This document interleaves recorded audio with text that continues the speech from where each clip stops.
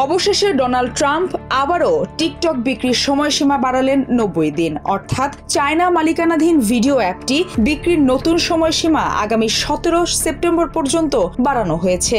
বৃহস্পতিবার সামাজিক মাধ্যম ট্রুথ সোশ্যালে এক পোস্টে নির্বাহী আদেশের সই করে সময় বাড়ানোর সিদ্ধান্ত জানান তিনি। পরে একই দিনে হোয়াইট হাউসের নিয়মিত প্রেস ব্রিফিংয়ে ট্রাম্পের এই সিদ্ধান্তের কথা নিশ্চিত করেন প্রেস সেক্রেটারি ক্যারোলাইন লেভিট।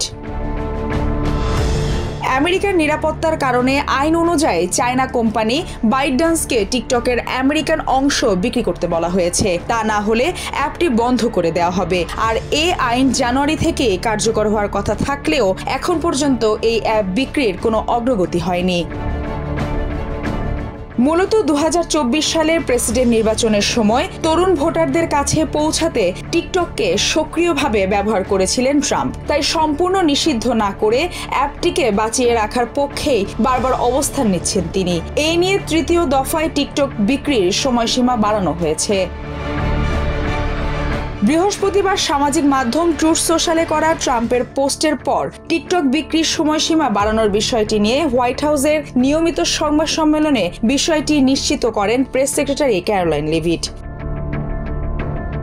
সাংবাদিকদের করা প্রশ্নের জবাবে লেভিট বলেন, এই নতুন সময়সীমা মানে এটা হচ্ছে আরো ভালো কিছু করার সুযোগ। একটা ভালো চুক্তি করার জন্য আরো একটি সুযোগ করে দিলেন প্রেসিডেন্ট।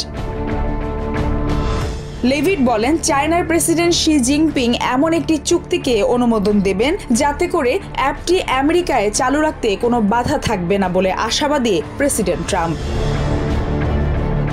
প্রেস সেক্রেটারি আরও বলেন, হোয়াইট হাউসের আইনজীবী এবং জাস্টিস ডিপার্টমেন্টও বিশ্বাস করে এই সময় বাড়ানো আইনগত দিক থেকে সঠিক পদক্ষেপ।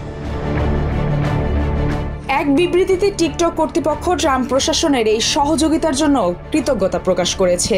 ভালো একটা চুক্তি করার জন্য ভাইস প্রেসিডেন্ট জেডি ভেন্সের অফিসের সঙ্গে একযোগে কাজ করার কথাও জানায় তারা। Maliha Chowdhury, TVN24 news desk.